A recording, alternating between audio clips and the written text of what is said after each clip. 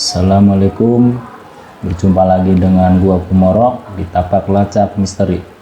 Kali ini gua sudah kedatangan narasumber yang katanya pernah mengalami kisah horor yang sangat menyeramkan. Dan di segmen kali ini, dikarenakan narasumber kita tidak ingin ditampilkan di layar, cukup kita mendengarkan kisahnya saja. Tapi sebelum kita mendengarkan kisah selengkapnya, bagi teman-teman yang ingin menjadi narasumber di Tapak Lacak Misteri, bisa menghubungi nomor WhatsApp kami yang tentunya sudah tercantum di layar. Oke, langsung kita berkenalan dengan narasumber kita untuk mendengarkan kisah selengkapnya. Halo Ibu, Assalamualaikum. Waalaikumsalam. Dengan siapa Bu namanya Bu? Ibu Ciput. Ibu Ciput. Ibu Ciput dari mana? Dari Jakarta. Ibu Ciput dari Jakarta. Ini katanya telah mengalami kisah yang menyeramkan. Itu bisa diceritakan pada kami kapan dan di mana itu, Bu? Ya, kejadiannya tahun 2004. Ya, suatu hari kita jalan-jalan bersama teman-teman dari perusahaan, tapi kita mengadakan jalan-jalan sendiri. Itu sama teman-teman ada 16 orang. Nah, itu semuanya kita berangkat dari perusahaan dari jam sekitar sore ya, jam 4-an kita berangkat menuju Parangtritis. Dalam perjalanan itu keadaan kita biasa-biasa aja, santai, akur-akur aja sama temen. Ya pada biasa happy lah, namanya orang mau jalan-jalan, happy, santai. Nah, sekitar 11 jam kami sampai di Parangtritis. Nah, di situ ya kita turun, kita ini dulu lah, nyampe dulu kita turun terus. Tapi kita langsung menuju ke saya makan-makan dulu lah kayak di lesehan gitu, makan-makan dulu. Setelah makan-makan istirahat cukup, kita akhirnya pergi ke pantai, ke laut, ke Parangtritisnya. Parangtritis. Nah, kita sama teman-teman berjalan-jalan di pinggir pantai. Ya di situ ada yang pada sambil foto-foto, makan-makan. Bahkan ada yang pada naik kuda.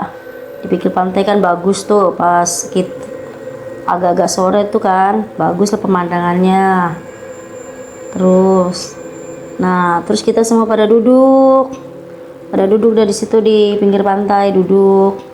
Kayak ada bangku lah di situ, bangku bambu, duduk. Nah, saya termenung lah di situ. Kata saya, "Nih bagus amat nih laut ya."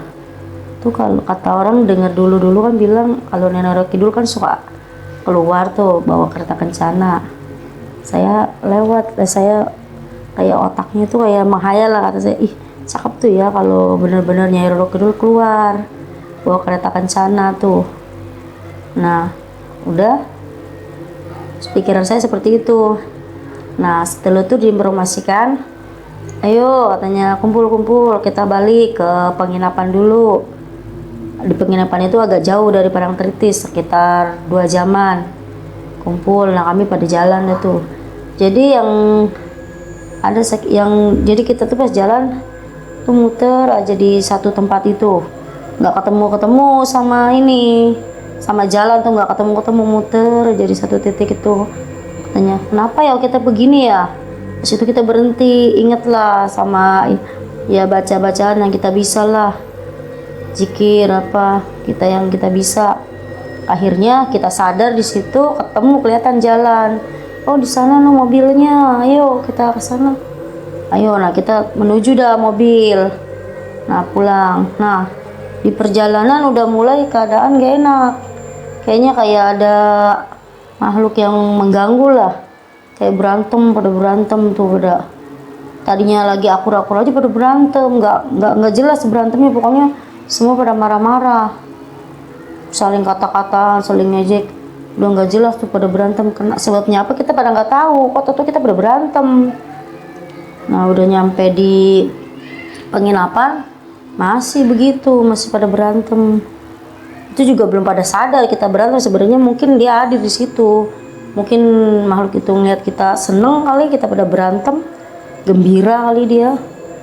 Katanya, nah udah, nah tidurlah kita tuh, tidur, udah pada istirahat, makan, tidur, pokoknya udah pada bersih-bersih, mandi, istirahat, udah tidur. Nah keesokan harinya pagi hari kita berangkat menuju Borobudur. Jadi pada posisi di Borobudur udah naik mobil, itu juga hawa udah nggak enak, udah nggak akur, udahlah pada berantem aja. Pokoknya begitu melulu terus. Tapi kalau saya pribadi merasakan saya diem aja. Teman-teman aja pada berantem, saya mah diem aja. Kayaknya perasaan badan nggak enak aja, nggak enak, berat aja. Nah pas di Borobudur udah ya kami foto-foto. Nah pas di foto itu tuh emang kelihatan muka saya agak beda dari teman-teman. Beda mukanya tuh kayak paling terang sendiri, beda dari muka-muka yang lain. Pas udah jadinya fotonya udah pada duduk ya biasa, namanya pada foto-foto biasa cewek-cewek lah, foto-foto udah begai gini. Nah udah tuh turun dari Bodoro, turun kita. Nah itu masih yang grup yang berantemnya nggak tahu mencar kemana tuh ya. Kita lagi tuh foto ya berempat berlima ya. Nah udah jalan menuju penginapan lagi tuh, menuju penginapan. Nah di dalam mobil ya masih begitu berantem. Pokoknya sepanjang jalan tuh selalu berantem terus. Akhirnya kita udah ngerasa nggak nyaman, kita pulang lah ke penginapan. Habis itu kita beres-beres, kita pulang menuju Jakarta. Kayaknya jalan-jalannya tuh udah nggak enak, nggak nyaman, karena kemungkinan kita emang udah diganggu sama makhluk itu, kita udah diganggu sama dia, itu udah diganggu. Jadi kita merasa kita tuh nggak nyaman. Nah di sampainya di Jakarta, saya udah sampai sekitar 11 jam, nyampe lah di Jakarta, udah pulang lah masing-masing. Ternyata tuh yang emang bener, ternyata ada yang kena 2 orang, saya sama teman saya yang kena. Yaudah akhirnya keesokan harinya pas hari Senin saya masuk kerja. Nah saya kesurupan tuh pas abis zuhur, kayaknya kesurupan. Nah kesurupannya bilang, saya nggak mau pulang. Tahu siapa yang nggak mau pulang itu siapa saya nggak tahu. Nah diobatin dah sama bapak-bapak yang bisa di situ, di tempat kerja saya tuh bisa 2 orang. Saya diobatin 2 orang, katanya saya nggak mau pulang. Jadi pikir bapak itu, nih anak nggak mau pulang kemana, katanya. Mau pulang kemana? Ini kan kamu. Jadi saya tuh udah nggak sadarkan diri di situ. Soalnya saya nggak mau pulang, bilangnya saya nggak mau pulang. Kemungkinan makhluk itu bilang kali mau diobatin, dia tuh nggak mau pulang, maunya ikut saya terus. Nah emang dalam keadaan itu saya tuh pengennya udah sadar tuh, besoknya lagi pengen pas hari Minggu itu maunya jalan-jalan mulu, mau jalan-jalan. Nah saya pergilah jalan-jalan ke Ancol, ke Ragunan, ke Taman Mini. Nah pas kejadian lagi pas saya di Ragunan, di situ juga saya kesurupan lagi. Udah tuh kesurupan, orang pada liatin banyak, saya bingung, di situ nggak ada yang ngebatin. Nah akhirnya sebisa-bisa saya baca-baca akhirnya saya sadar, saya pulang. Nah pas di PT juga begitu juga, pulang saya ke rumah, nyampe keesokan harinya saya berangkat kerja lagi. Nah di PT ada tour, di PT itu ada tour. Nah saya di situ ikut tour ceritanya. Nah di tour itu ternyata tuh pas jadi potongnya itu seolah-olah kayak ular besar nutupin itu panggung, kelihatan gitu kayaknya. Pokoknya serem banget, nutupin panggung dah tuh. Bener-bener lah. Saya pulang lagi, saya lemas dah jam Saya pulang kerja sekitar jam 6 sore, saya pulang. Nah, saya kesurupan lagi tuh di situ. Nah, ini kesurupannya lebih parah lagi. Jadi sampai kayak ular gitu.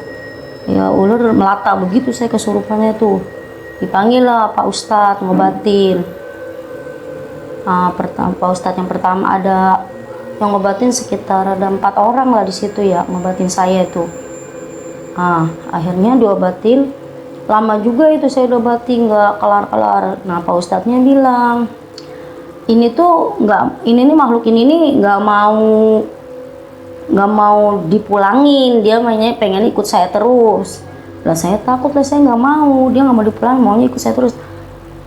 Jadi cara mulanginnya makhluk ini tuh saya harus pergi ke Parangtritis lagi. Ini saya nggak mau katanya, soalnya saya bilang sama Pak Ustadznya walau bagaimanapun posisinya dipulangkannya secara goib saja, nyata, secara goib saja gitu, jangan saya suruh ke sono lagi, saya nggak mau, saya sendirian suruh ke sono, saya takut gitu. Nah, kata Pak Ustadznya ya udah, katanya ya pokoknya walau bagaimanapun Pak Ustadznya harus bisa ngobatin saya dan mulangin makhluk itu, katanya gitu.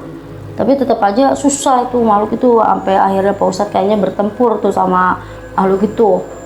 Dia tuh nggak mau pulang, maunya ikut saya terus. Ini kata sayanya kayaknya ngerasa udah lemas, sayanya dia terus. Dia tuh pokoknya intinya makhluk itu tuh maunya tuh jalan-jalan, jadinya maunya jalan-jalan. Mungkin dia pengen tahu Jakarta kali ya, jadi mau jalan-jalan terus.